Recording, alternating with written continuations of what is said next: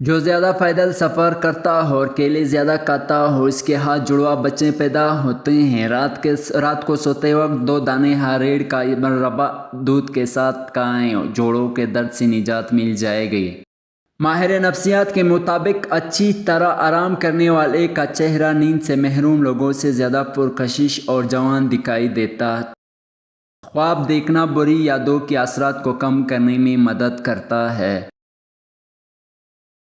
انگور کو نمک کے ساتھ کھانے سے پھیپھڑوں کا کینسر نہیں ہوتا۔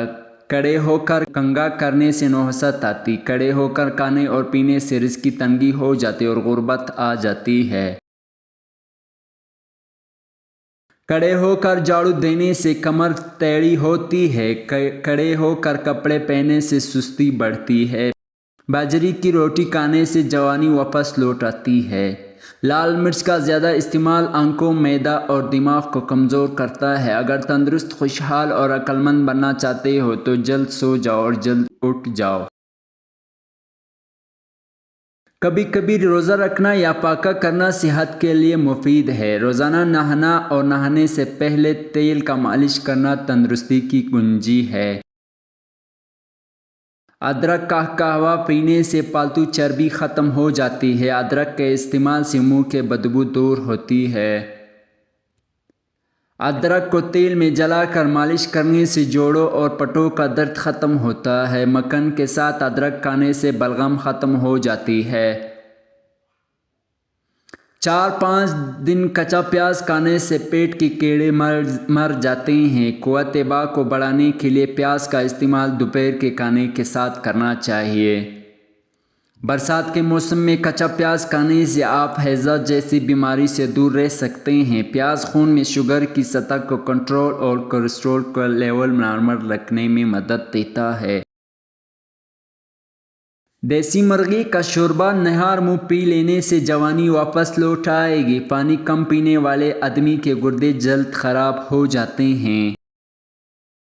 زیادہ مرچ مسالے کھانے والے افراد جلد کی الرجی کا شکار ہو جاتے ہیں۔ رات کا کھانا دیر سے کھانے سے معدے میں سوجن آ سکتی ہے۔ اگر کوئی انسان کم بولتا ہے مگر تیز بولتا ہے تو اس کا مطلب ہے کہ وہ بہت سارے راز جانتا ہے۔ جو میاں بیوی زیادہ جھگڑتے ہیں ان کے بچے نافرمان پیدا ہوتے ہیں۔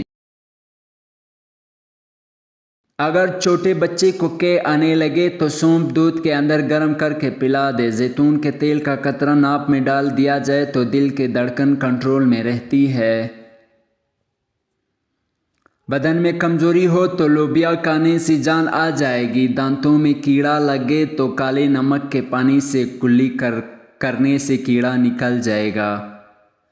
کم مرچیں اور مسالے استعمال کرنے سے معدہ خراب نہیں ہوتا۔ چاول کھانے کے بعد کبھی دودھ نہ پئیں۔ سر درد والی پالک استعمال نہ کریں۔ قوت دفاع کی کمی والی دھنیا کا استعمال نہ کریں۔ امرود کھانے کے 1 گھنٹے بعد تک پانی نہ پئیں۔ شوگر والے مریض شکرقندی اور چقندر استعمال نہ کریں۔ مونگ پھلی خالی پیٹ نہ کھائیں ورنہ بھوک ختم ہو جائے گی۔